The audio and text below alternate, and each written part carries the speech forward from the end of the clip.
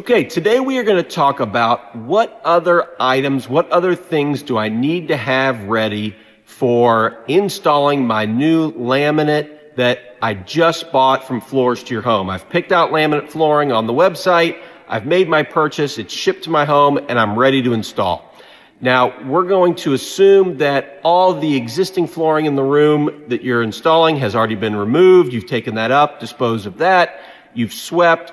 It's nice and clean workspace. You're smooth, you're level within tolerance, and you're ready to install.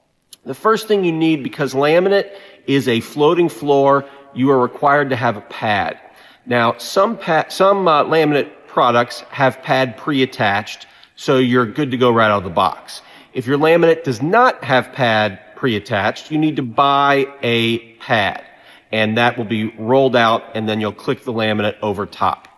The only other thing you'll need under your flooring is if you are on a concrete slab, a concrete subfloor, you will need a moisture barrier. You'll need a 6 mil plastic is what's typically required or recommended.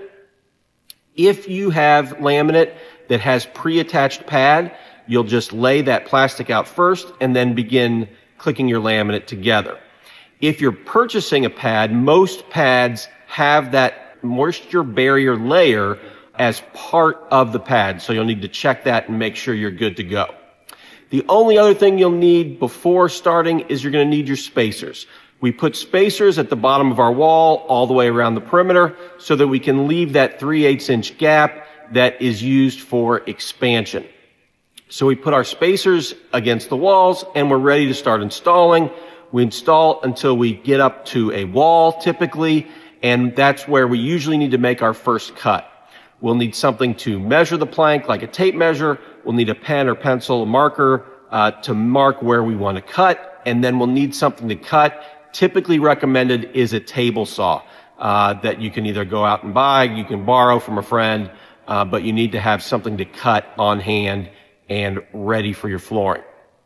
After we've made that cut, typically that cut piece can go down and start our next row, and then we continue installing per the installation instructions. We install all the way till we get to the end of the room. Now we're going to remove those spacers from around the base of the walls, and we need to cover that gap, that expansion gap, so it's not visible. Typically, you have baseboard on your wall already, and then you're just going to add the shoe mold or the quarter round on the outside of the baseboard. That'll cover your gap. If you don't have baseboard, you can usually add a baseboard and that will cover your gap. If not, or if you like the look of the shoe mold or the quarter round, you can still add that as well. Now that's covered our gap around the bottom of the walls. Now we need to look at our transition from the end of this room we just finished to our next room. Depending on if we're changing flooring, if this laminate is meeting a different type of flooring, we might need a transition piece there. We'll do a video on what type of transition pieces you need if you're going from floor type A to floor type B.